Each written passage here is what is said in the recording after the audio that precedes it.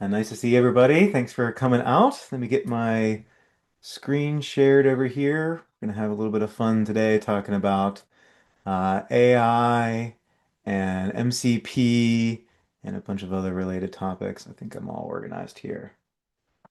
All right, great. So let's get started. But we need to put this in dark mode because that hurts my eyes. Okay, so hey everybody, my name is John Zeolla. I'm the founder of a company called Zenable. We build AI guardrails for software development. I am a SANS instructor in the Sec 540 curriculum, which is kind of what we're going to be focusing on today. That's the Cloud Native Security course. I also teach the Sec 545 class, which is the Generative AI and Application Security course. Let's see if I can close that. And so those are the classes that I teach for SANS. I also do a bunch of other work. I'm an ambassador with the CNCF, the Cloud Native Computing Foundation. That means I work a lot with cloud native ecosystem, Kubernetes, serverless, things like that. And I organize a whole bunch of different meetups and events besides Pittsburgh is my hometown. I'm from Pittsburgh, and so I spend a lot of time organizing that every year. So that's coming up on, I think it's July 10th. So if you're around the area, feel free to come out to that. That's also always a great time. So, like Hayes mentioned, this is actually a part of a five-part webinar series. This is the first one that we're doing. So it's securing coding agents. So we're trying to use AI to write code. How do we use MCP to secure that? We've got a whole bunch of other cool ones. Protecting Kubernetes microservices would be the next one with Eric, one of the authors of the 540 class. Then I'll be back for part three. We're going to talk about agentic code review. Again, there's a theme here. I love AI. Um, Agentic code review specific to GitHub and GitLab. We've got, a number of other ones after that. So if you're interested in any of these topics, go ahead and sign up for those. Highly recommend it. So there's a lot of content to cover today, but let's get started with a little bit of a foundation, right? When organizations start to use AI to write code, there's a number of different kind of maturity levels or patterns that they go through. Where you start by maybe not using it at all, right? With figure one here, you might not be using AI at all today. You just literally write the code. I remember those days. That used to be me. Uh, and then you'll move to kind of this like second maturity level or figure two, where you'll have a chat going with a coding agent. You'll ask it questions, it might give you feedback, and you'll copy and paste things over to write code or to make a script or to get something done. Or maybe that's what your developers are doing. They're pasting content over into a chatbot, they pull that information back and they put it into their editor and they test it and things. And there's a kind of like this manual back and forth process. As people get more comfortable with these tools, though, we want to give more and more autonomy to these coding agents. And that can get a little bit scary. We'll talk about ways to put guardrails around that and protect yourself a little bit. But that's the natural trend. That's a lot of what we're seeing happen. And so you move through this maturity level where instead of being prompted yes or no, do you want to do things? You put it into, what people are calling YOLO mode, right? You only live once. And it's like dangerously accept all permissions, just allow everything to run. And that's become a lot of the de facto standard nowadays. And so you might even get over to here where we're showing that most of the coding is being done by AI, and you just might go in every once in a while to make some tweaks. Then we kind of jump down to figure five, to the fifth maturity level. This is where the entire editor changes, right? We're not using, I mean, you could use VS Code for some of these things, but we're not um, we're not as focused with being able to hand edit any code, right? We are instead chatting and using chat in order to write code. Some people might call this vibe coding or agentic engineering. The bottom line is we're using coding agents in order to generate the code. And as soon as you start doing that, people will quickly understand, wow, there's a lot of potential here. This is going really fast. Uh, but I still have to wait every once in a while for it to give me an answer. I might ask it a very complicated question. It has to do some research online, and it'll come back to me in 3 or 4 minutes. So what do I do for that 3 or 4 minute period? Well, people get bored and they say, well, I've got other features to work on. I've got other scripts to write or data to gather or reports to run. Let's start running multiple of them at once. And so that's kind of figure six, where you're doing two of them, three of them at a time. And then once you start doing a couple, you've opened a can of worms. And so now then you kind of quickly get yourself to figure seven, where you've got a whole bunch of them. And then you find yourself really just jumping around. All of these different agents, they did all the work that I told them to do, but now they're asking a question or they need clarification or it built a plan and it needs me to accept the plan. And all you're doing is jumping around 10, 15 different features at once. And it's really getting hard to manage. After that point, that's where we start talking about orchestrators, where you are just working with an orchestrator of agents. You don't even command the coding agents anymore. You talk to an AI that talks to other coding agents on your behalf. And it checks in and it gives you reports. And so now it's like the, single pane of glass, right? Everyone's heard that fantasy. But it's kind of like a single pane of glass for all of your coding agents. And so you talk here to your orchestrator at the top, and it's delegating things out to the coding agents, doing work. And then hopefully at some point you've got some human in the loop. But all of these tools are just doing the best they can with what they have, right? They're generating code. They're trained to be helpful assistants, right? And so they're trying to help you based on the questions that you've asked. If you've told it to write a function or something along those lines, it might not have all of the information needed, but it's going to try, right? And that's where you can get into these really sticky situations where it will create something that's not exactly what you wanted to. And especially if you're using orchestrators, it might not know. It might think, oh, that's great. We solved that problem. Let's build something on top of it. Let's build something on top of that. And now you've got 6, 7, 8 different features all built on top of a shaky foundation, built on poor authentication or vulnerable code or things like that.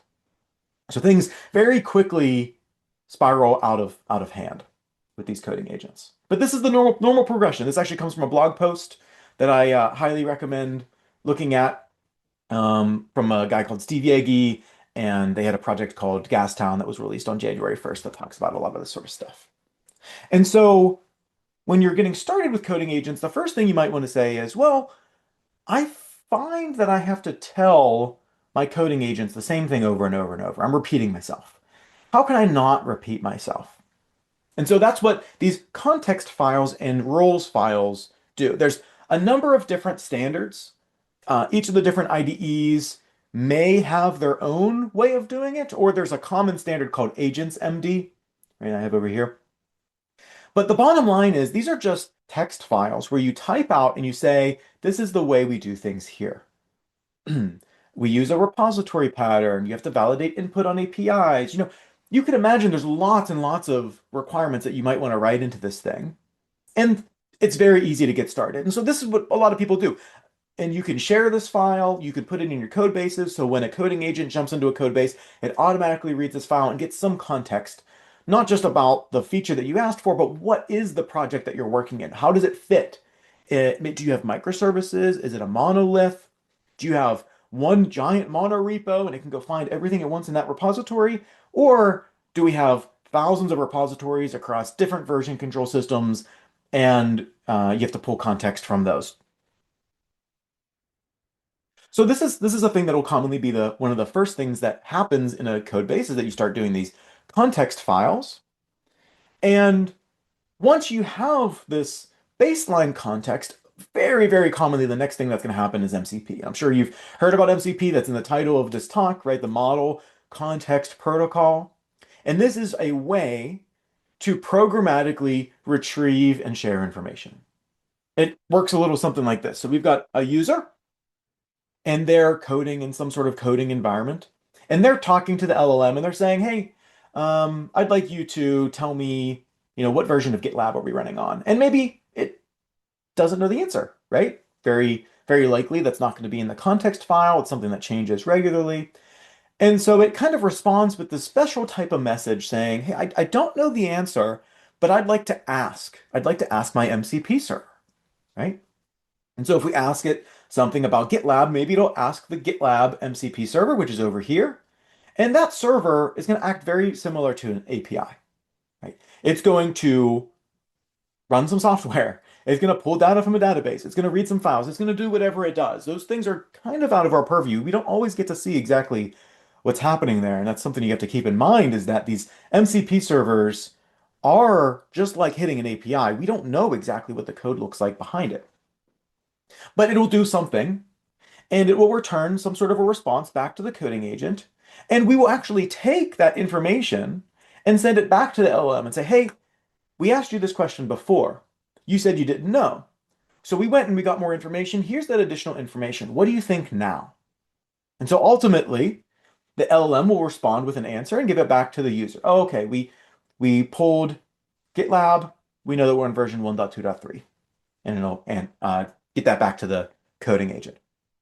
So this is very important to understand this workflow because what's happening is the LLM, this AI, actually asks for information from the MCP servers. Once you've set up an MCP server, which I'm going to show you what this looks like here in a minute in the demo, but once you set it up, it's going to tell the LLM that it exists, and the LLM has the ability to ask for it, but it's not required. It does not need to ever call an MCP server. You can ask it nicely.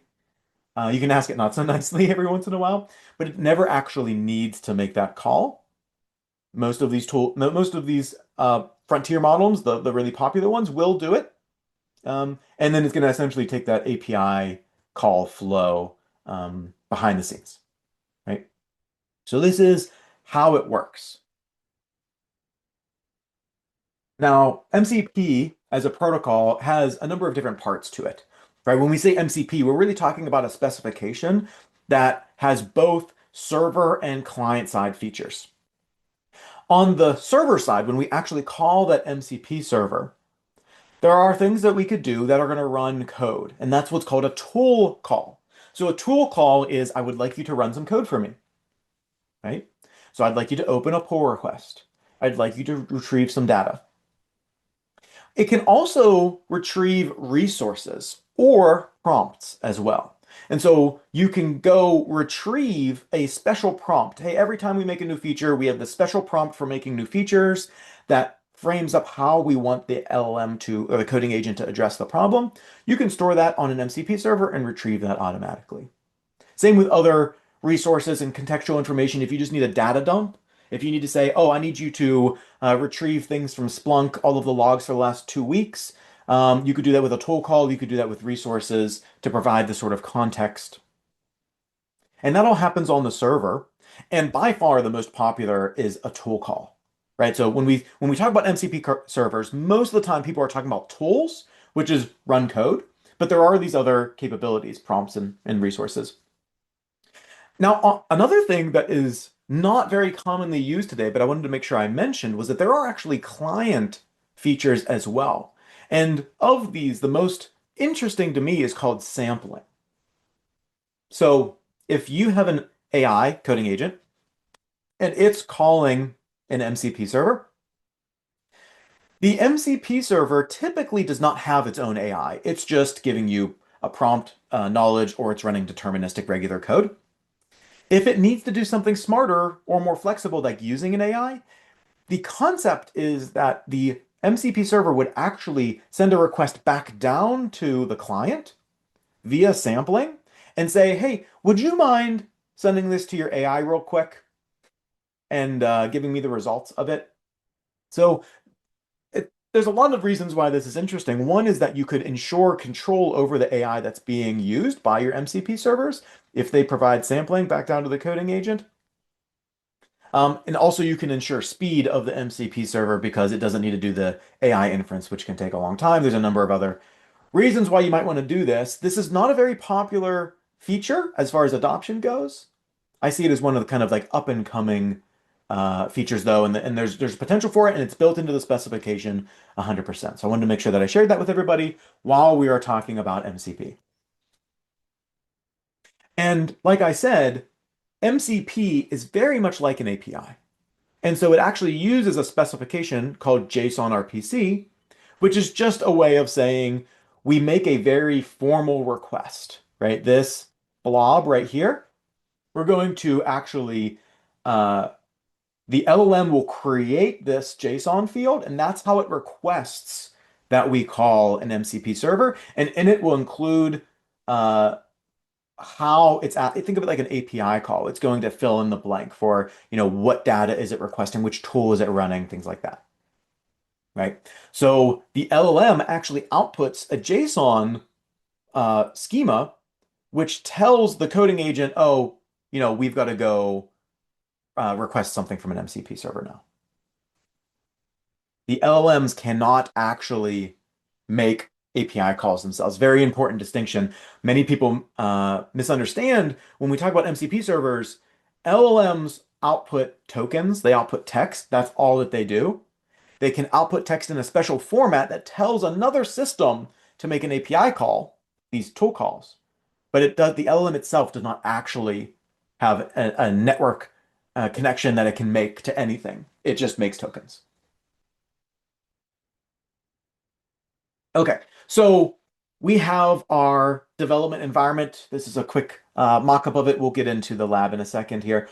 We've got files and code and a chat on the side. We're maybe asking some questions. Say, hey, can you scan this image for CVEs before we deploy it? And again, that's a prompt that goes to the LLM, the coding agent.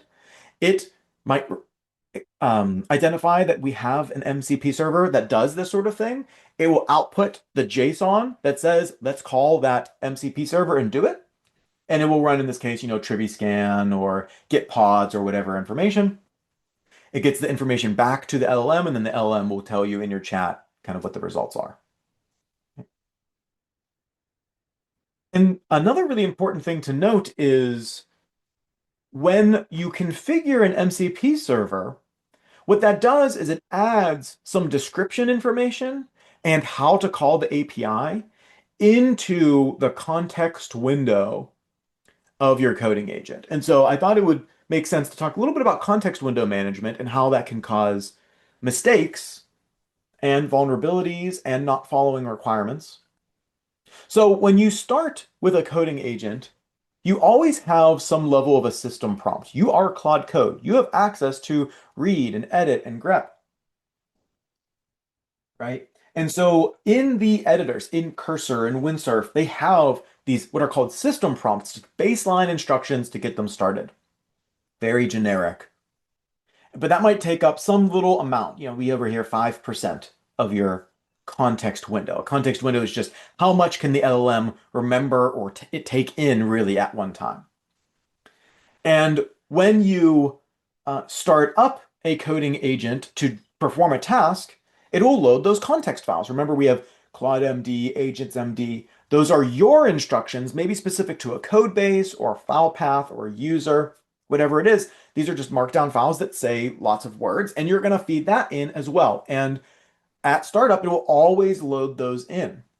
So it'll take a little bit more of your context window, maybe 2%, 3%.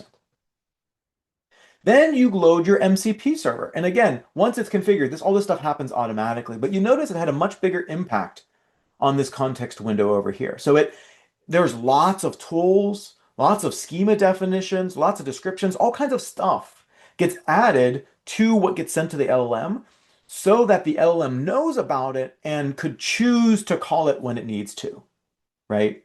So remember, the LLM decides to call the MCP server, the tools, and so it needs to know that those exist.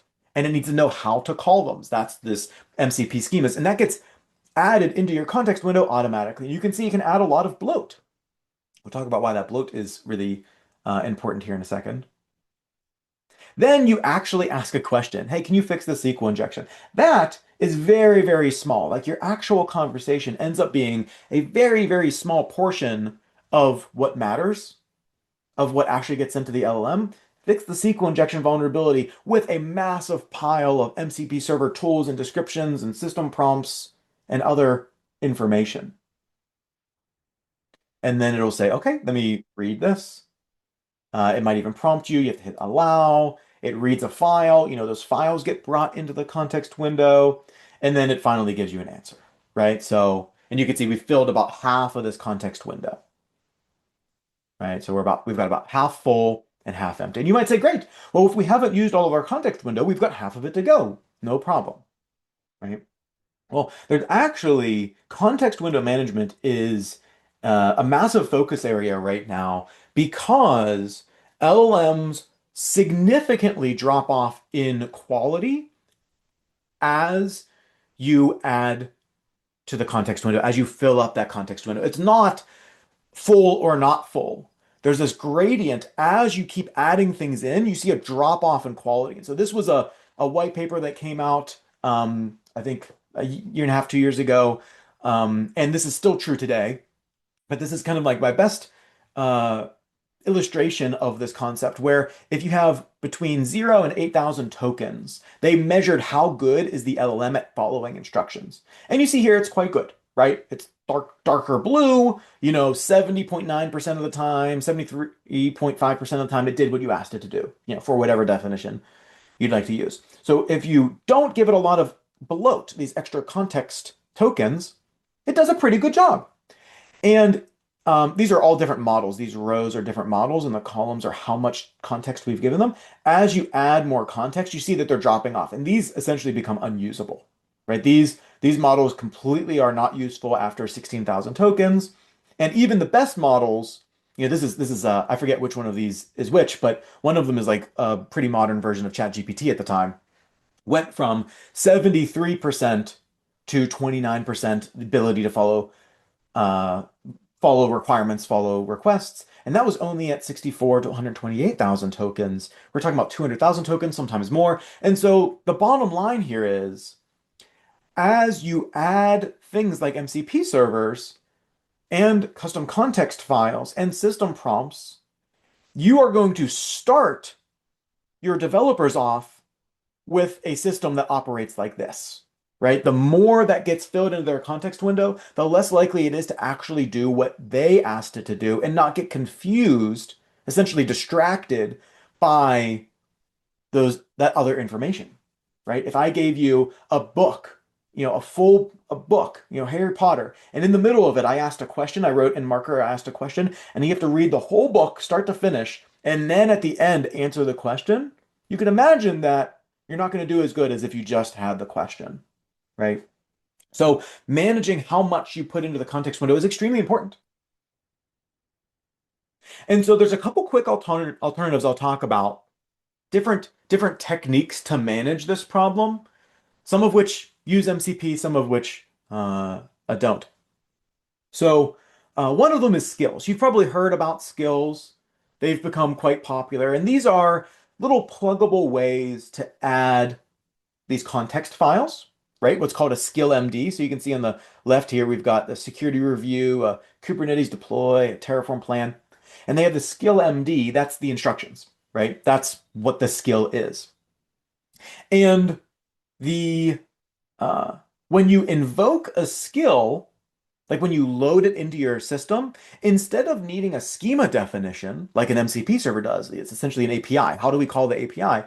It does not need all of that information. Simply, we just are going to have a description, right? This security review is for running a security review of the current PR. That information is put into your context window instead of the massive um, MCP API based schema for each one of those tools. And so what we're doing right here is we're trying to compress the idea of different sorts of tasks or skills we want to give the AI without overloading it with information. And then when it chooses, oh, I have been asked to deploy to Kubernetes with some security policies, I will load in the k8s deploy skill. And oh, by the way, that'll have this text, right? The skill MD text, but it will also have this script. And so we can only load in this text and only load in that script when the LLM has decided we're doing a k8s deploy, right? A Kubernetes deployment, because it looked at this description deploy to Kubernetes and said, oh, that's a match. That's what I'm working on here. So skills are essentially very similar to MCP servers, except it's happening locally, and you're loading in context and scripts and other information resources without clogging up your context window. Sometimes that's helpful, but this is not, but this Having an MCP server is still useful because you're remotely calling some API that can have lots of logic, enterprise-based databases, high availability, shared data across teams of people. Whereas with skills, it's kind of like more of a localized context. So yes, it's much better for context management, but you don't get the kind of shared information that you do with the MCP server. So there's pros and cons. And another quick mention here is command line tools. So if you put tools for your LLM to use on the file system of the system where the coding agent exists, it loads nothing into the context window until you ask run this tool, and it can ls the file system. It can list what's in the file system. It can run those tools. It can use the help commands. And so we're progressively disclosing information to the LLM as it asks for it. It does an ls, it sees what files exist. Great, it just learned those on the fly. I didn't have to put it in the context window beforehand. Only when it decided I want to run a tool that see what's there did it do it. And then, oh, when I pick this one tool out and I want to see what its arguments are, I run its help command, and then I learn how to interact with it. And it kind of progressively learns so that we are putting way less into that context window. That's a very important thing. A couple other techniques. One that I don't have in the slides is a new technique that coding agents are doing for MCP servers that works very similar to sub-agents that I do have here. Uh, the MCP servers can essentially be all unloaded by default, just like skills work, and then just load the description, and then we can pull in that additional context, the schema definition of how to actually call the tool when you need it. That is not how these things work by default. Many tools do not operate that way, but there has been a couple of the more modern, some of my favorite IDEs. I'll try not to be too biased, but some of the newer IDEs are doing that, so you can use MCP servers without a bunch of bloat and extra garbage. Subagents work in a similar way where I can say, oh, I've got one LLM and its 200,000 token context window. And I want it to do a bunch of research for me. I need it to search online. I need it to read files, run command line tools. And as a part of figuring out what to do, it's going to do discovery. It's got to try things that are not going to work. It's going to load, entire files in when it only needs a paragraph from that file. That's a great use case for a sub-agent. So a sub-agent, you can create a second agent, a second coding agent, kind of like that orchestrator pattern. It will do all of that discovery and meandering to find the information that's right, search online, list file system, whatever. And then it returns back to the original agent just the stuff that matters, right? So it'll say just the paragraph from this file, this is what you need. And this tool, here's the direct command to use, instead of having to figure out through the help commands or by loading 3 or 4 different skills what is the right thing that we're trying to do. And so those sub-agents, if you didn't have a sub-agent, you might have all of these file reads and searches and stuff that take up your context window. But if you just delegate that off to a sub-agent, it figures it out and returns to you just what you care about. You can compress that down to just this like very small amount of results. And so this is why sub-agents are so powerful. They can do that exploration the same way your primary agent would do, but it's just going to summarize the important parts and bring it back to your initial agent so that we don't have all of that extra context bloat. All right. So we've been talking for a while. Who's ready for a demo? Let's do it. So in Sans Sec 540, the way that we perform the way that we do our lab environment is that we have everything hosted in the web browser, right? And so once you configure a couple secrets, you gain access to this lab environment, what we call the flight simulator. And one of the tools is something that looks very much like VS Code. If you've opened VS Code before, you'll notice this is pretty much the exact same thing, just in the browser. We have all these different extensions and integrations over here. We've got a file system that we can interact with. We can open files and edit them here. On the bottom, we've got a terminal, so I can write some commands. And I've already set up a chatbot using Continue. So Continue is what we call an agentic IDE, right? An integration development environment that is kind of AI first. And we've got that built into this environment here. And I can say hi, and hopefully it'll say hi back. There we go. Right. So we've got everything properly set up. Now, an important thing to note is that there's actually different modes that you can run this in, and this is common across different IDEs. Some of them have ways to turn on and off permissions, other make you explicitly pick like this one. But so we can just chat. And if I just chat, that's one way to say, I want to talk to an LLM, but I don't want it to read files, make changes. I don't want it to do really much of anything other than chat with me. So if I chat and say, hi, what MCP servers, let me move my mouse, servers do I have? We're going to say, oh, well, to find that out, which is a Minecraft server, absolutely not, I have to figure out what projects you have. Let me scan, and it stopped, right? It essentially did not have permissions to do what we wanted it to do. So if we start a new one and we say, oh, we're going to move it up to planning mode, say, hi, what MCP servers do I have?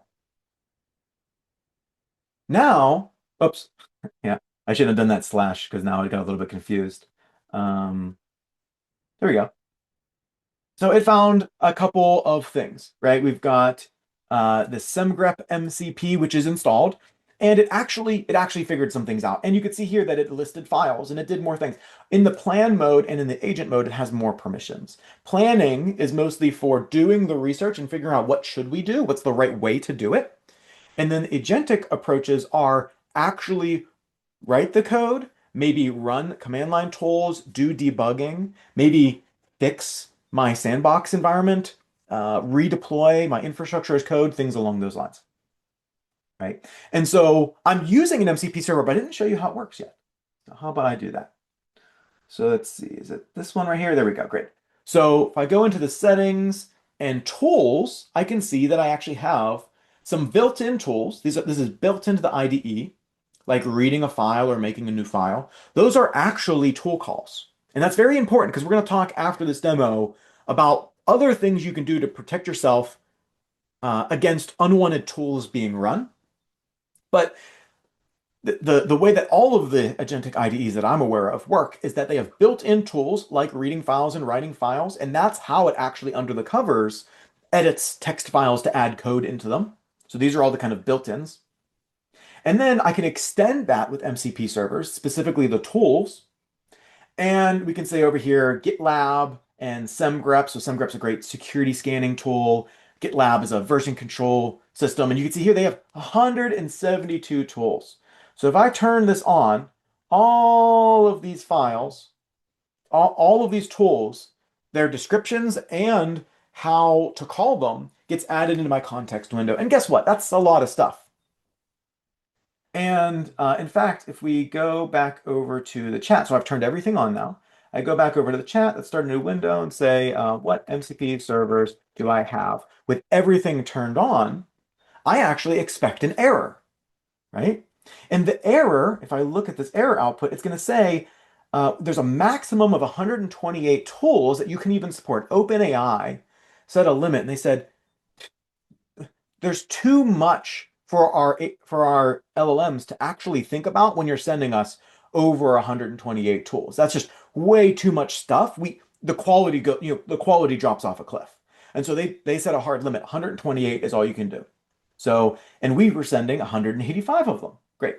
So if we just go back over to our settings here and we turn that one off, all that I'm doing is not loading the 172. So now I'm down to, was that 19 tools, 12 plus 7. And I go back over here and I say, you know what, MCP servers do I have? It works. It has access to them again. And so this is because of the context management problem, right? And so what we're going to do is we're going to actually use one of these servers here. We're going to dump in, let's just run a semgrep scan. So semgrep is the static analysis tool. It's highly customizable, very powerful that we cover in detail in 540. And we have some Docker files with some files to make containers. Let's run a semgrep scan on them. And so what we should see here is that first it searched for files that match Docker file, and it seems to have found one. Then it's going to request that we call these semgrep MCP servers. So down here you see we have a little request. I can accept that. Now it's actually going to make that API call. That's because in our settings, we told it to ask before allowing it to make these external calls. So you can set these like basic guardrails on a per tool or an MCP server basis that requires explicit permission. Being fully honest, most developers hate that mode because all they're doing is hitting accept, accept, accept, accept, accept 50 times a minute. And so they turn that sort of stuff off. That is like one of the first setting to go. And so we'll just run another one real quick. So it said it did a scan on all the Docker files, didn't find any issues. We're going to run another one on our GitLab CI configuration file. It actually finds the correct file.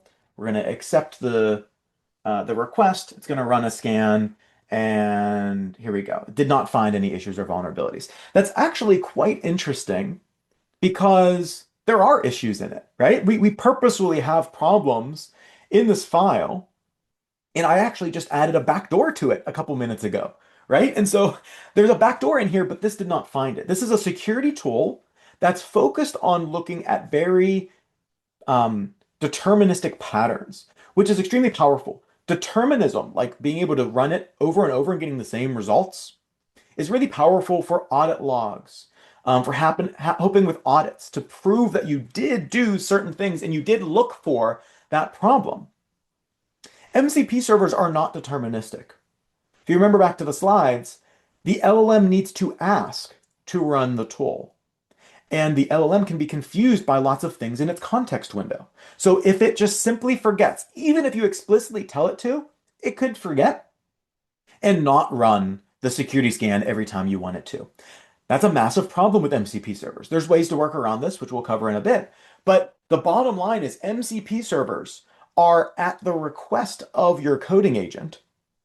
They are not always going to be used or run.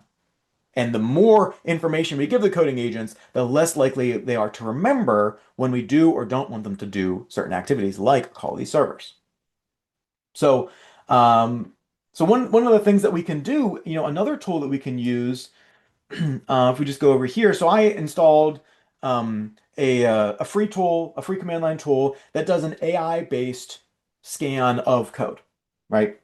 And so, let's see here. So over here on the right, we scanned the GitLab CI configuration and it found no problems.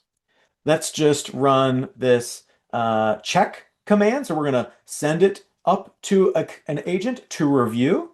It's going to pull this file, send it up to an AI-based review, and return it down. That's going to take about 5 or 6 seconds. There we go. We've got some findings. And we can see a number of issues here. And so what's different here is that it's using AI to do the review, not deterministic code. So if I ran this 5 times, it is not going to give us the same findings. It might have more findings or less. It might have no findings at all. That will happen from time to time. These AI reviews are extremely flexible and helpful, but they are not able to be dependent on solely on their own, right? And so you could see previously I ran it and I got these 3 findings, and this time I ran it and I got 2 findings. Like there's always going to be some level of difference here. But we can see, actually, this is a very interesting finding right here. It says the vault token is being base64 encoded and output to the environment. This is not encryption. This could expose the token in logs or while processing things. That's exactly the backdoor that I put into place, right? And so my point here is just that there are tools that exist that can do AI-based reviews that are going to be very flexible, and they might find things like weird backdoors, base64 encoded information like this, and give you some useful details in an issue. It is also possible to find that exact same issue with something like the SemGrep MCP server 100% if you know what you're looking for. And the trick is the deterministic guardrails you can get them to always run and they will always give you the same output given the input, but they're hard to configure and you might make mistakes and you'll have bugs just like regular software and you need to fix them and you can't go back in time. Whereas AI-based reviews will absolutely forget things and give it to you in different formats, different terminology, but they're very flexible. And they will find, registry passwords being passed around and vault tokens being exposed in logs that deterministic, that's just much more difficult for deterministic tools to find. And so my goal here is just to show that there's multiple angles and no one angle is going to solve all of the problems. Just like in all of security, we need a kind of defense in depth layered solution here for this to work, right? Okay, let's go back to our slides because there's a couple more things to talk about here. So, so let's say that you have an AI-based review and you have a way to run deterministic guardrails. Maybe you have Sonar Cloud or Sneak or any static code analysis, software composition analysis vendor, and you would like to run that in your pipeline. CI/CD is great. Still two thumbs up. Um, I think that's kind of like the backbone of security that we have with agentic coding. But maybe we also opportunistically want to run it on the developer's laptop, like we used to do with the kind of like IntelliJ red squiggle underline to tell them that they just coded a SQL injection or something like that when they save a file. How do we do that, but with agentic coding? Because it's not the same, right? Remember with Claude Code, once you get to that fifth figure that I showed, you don't have an IDE anymore. You're just chatting. And so, how do you get it to run these tools and give feedback to the human or to the agent that the human is working with? Well, my favorite solution for this is called hooks. And hooks are ways to say, when you get to this action as an AI, you run a tool, right? You read a file, you write a file, you do a web search online. We can hook into that process before or after, depending on the IDE, and you can have it do something useful, do a security check. So you make sure so that you always, after writing a file, do a security scan of the file. Or maybe every time that the agent finishes its work, we scan all of the files that it touched. Whatever you'd like to do, you can integrate those with hooks. Now, there's a big asterisk next to hooks, which is each IDE integrates them differently. How they work is different for each IDE, and many of them don't support it at all. The biggest, most popular ones, as of today, right, March 25th, 2026, the big, six or seven do support it. Claude Code was the first to integrate this many months ago. And some of the ones that have just recently integrated it are VS Code, Cursor, Windsurf. Heroes had it for a little bit, and there's a number of other ones. But these big IDEs, they have embraced the general concept of Codex. Just has a feature flag. It's experimental right now, but they are working on hooks as well. It's this way to get deterministic when this happens, do that, right? And so here's a couple just very quick examples to illustrate how they could be useful, right? So you can write a hook which says when you are going to run a tool, which is to write a file. I haven't done it yet. It's before I write the file, but I'm about to run the script. And the script can say if that file name has .tf state anywhere in it, we're going to exit code 2. We're going to say, no, you're not allowed to do that. And it'll block it. So you can use this to say prevent access to the home directory. You are not allowed to write to these file names, these types of files. You can't read certain file names. Maybe you've got a list of secrets in your environment that you want to just deny access to. You can do that with hooks. And so this is one technique to put guardrails around your agentic IDEs when you're writing code, when you're interacting with coding agents, that it has no choice. It will always run these hooks when it tries to write to a file, for instance, right? The other thing that's important is I can actually output text, the echo protected file. I can tell the coding agent, hey, this is a protected file, you're not allowed to touch it, on top of saying no. Because if it just fails, but you don't give it context as to why it fails, it might say, oh, I don't know why that's not working. That's strange. I can't write to this file. Let me use the bash tool instead, and I will cat something and append it to this file. Or maybe I'll use sed to edit this file instead of my writing tool. It'll kind of work around it. And trust me, these things can get very, very, very creative. And so not just blocking the access, but giving it context as to why it's disallowed gives you much higher assurance that it will actually not ever touch that file. And then same thing on the development of the hooks. As you find that the might get worked around or handle things in unexpected ways, you can add more and more protections to prevent access. You can also do things after it writes a file. So post writes, we can run a semgrep scan, right?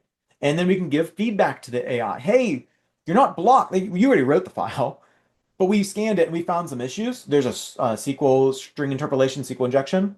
And then if you do with certain IDEs, you can actually tell it to automatically fix the problems that you detect. So now you can run static analysis tools inline right after it writes files and tell the agent the output and it can fix them.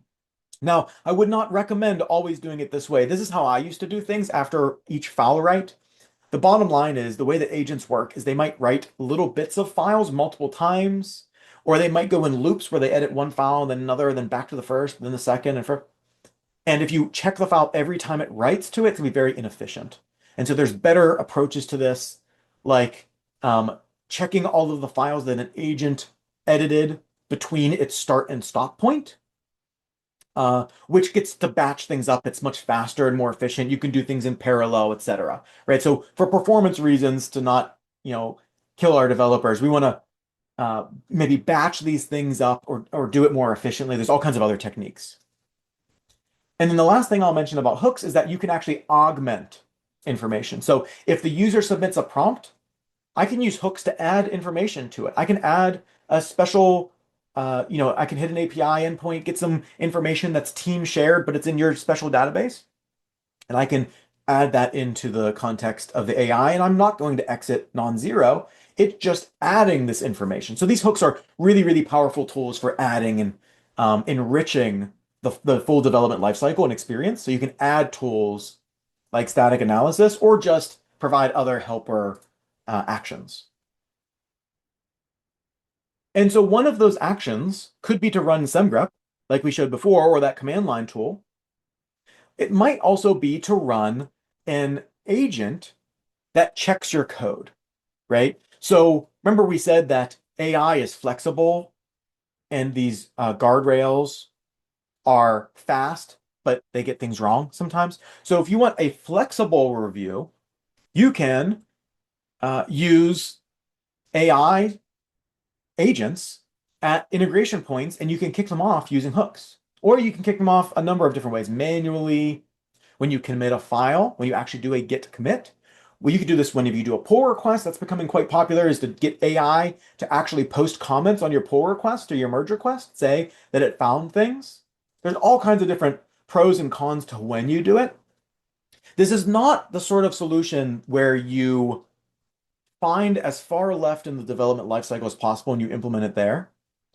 With agents, it's much more powerful to do very fast versions of a check very early in the process, and then to do slower but more premium, like give it more research time, give it more context, and let it think for a little bit longer further in the development process. So maybe with a hook, we might want to check to always be less than 2 seconds.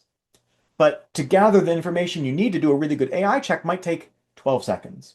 And so that would be better to place at the code, like maybe when you're committing the code. So after you've done a bunch of agentic loops and you think you're done with it locally, or maybe it'd be better to do it when you open a pull request, but something where 7 seconds isn't that big of a deal.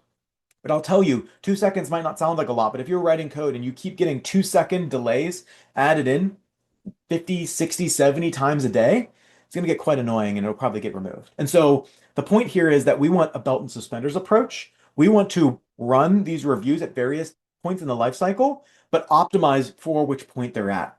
If it's very early, make them fast. If it's later, maybe we can take a little bit more time. Probably not infinite time, right? We don't want it to be 6 hours, but maybe 3 minutes is okay. And I want it to be 3 seconds on the developer's laptops. Kind of like keeping those sorts of things in mind. So for the whole DevSecOps life cycle, right, the software development life cycle, we're putting the right tools in the right places. And you can put these guardrails in as well. And so what the experience looks like when you use hooks to run security scans or even performance scans or other things, you can get in line, the agent wrote some code, you can have inline guardrail violations saying this is a problem. You wrote the file, we ran a check, we found some issues. It tells the agent, oh, we should not log raw card numbers, right? And then it will fix those issues inline. So this is completely hands off. The developer does not need to touch the keyboard.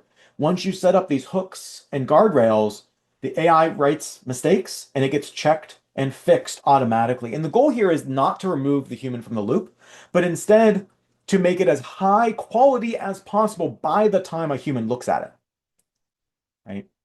So humans still absolutely essential, but how do we get agents to remove 80% of bugs, 95% of bugs? How do we keep pushing that higher and higher so that when a human looks at it, it's much more polished, higher quality, and they're doing the final review instead of the first 5 reviews that might need to happen. So a couple of key takeaways. I see we've got a handful of questions as well. If anyone's got any questions about what we've talked about, I'm going to jump over to that in a second here. So feel free to queue them up. MCP is a way to access resources, prompts, and tools, code that an LLM asks for. And so that means that it might forget to do it, or it might use it. And if it does use it, it can be extremely powerful, or it can also clog up the context. And so it's a balance. Everything's a balance. We need to make sure that we're giving it the right context at the right time to be useful without that big drop off in quality. And engineering what goes into the context window of these coding agents is its own discipline. We started months or years ago thinking about prompt engineering. Context engineering is like the next level. It's not just the prompt that you put in, but it's the context that gets pulled automatically through secondary systems, retrieval augmented generation, RAG systems, database queries, what have you. How do we engineer the context to be the right stuff and to not be too bloated and segment it across different agents? And then how do we put guardrails in place? We need some level of guardrails. These coding agents are nowhere near good enough to be left on their own. And to be honest, I don't think that they will be good enough for many, many months, likely a handful of years, to get things right. And even when they're getting things right, we should still have those guardrails for audit, for assurance reasons, for regulatory reasons, right? We want observability. We want to know what's happening. And so we still need to run these checks. So the agent toolchain needs to be secured just like everything does. If you've heard about all of these Trivy issues, the kicks issues, I'm going to talk in a second. There's an emergency webcast happening on that this afternoon. So keep posted for that.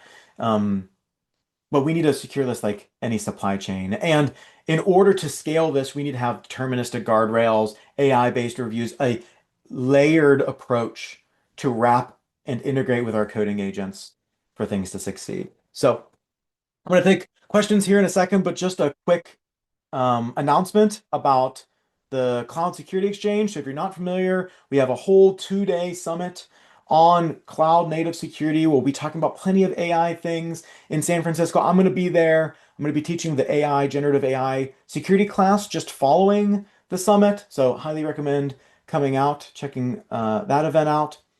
And like I said, there's an emergency webcast where security scanning tools like Trivy were compromised from this team PCP. You can look into all of the details. It's quite interesting, but that's going to be happening in a couple hours, in a few hours this afternoon, 3 p.m. So feel free to sign up for that. Highly recommend it. And let's take a couple of questions. Let's see. With the mention of Sec 540, awesome class, by the way, do you feel like MCP agents radically changed the course? I.e. another course, or is it a blip in the tool set that'll be added? Yeah, so in this most recent version of the course, which is going live, we are adding a fairly significant amount of AI to it. So if you've taken Sec 540 before and you know that we have like kind of a day full of Kubernetes, we had some serverless and microservices, we had code review and pipelines. Imagine if we had a combination of command line tools and tooling and AI along the way. That's generally what you're going to see in the next version of Sec 540. And so there's going to be kind of like for the full DevSecOps lifecycle, how do you use AI to accomplish this end result that we used to do with a little bit more labor, a little bit more hands-on personally? How do we use AI to augment or replace in some places our activity, right? So yeah, it's definitely it's across the whole life cycle. I think we touched every single module of every single day, to some degree, augmenting and adding AI context and information. So yeah, lots of changes there. Thank you. Um, let's see. What are the key tips that a DevSecOps manager should know about MCP? I think the number one tip that I tried to reinforce through this was that LLMs, that AI picks to use them, that they choose to use MCP server. So if you're using an MCP server for security reasons to actually implement something, right, to set branch protections or rule sets or to do audits, just remember that not only does it ask to use the MCP server, but whatever output it has then goes through an AI again. And both of those layers are where mistakes can happen, right? And so while it's extremely useful and fast to do those sorts of things, I still highly recommend data-driven security programs, data-driven DevSecOps. How do I make dashboards of data that is just code running, gathering information and giving you observability?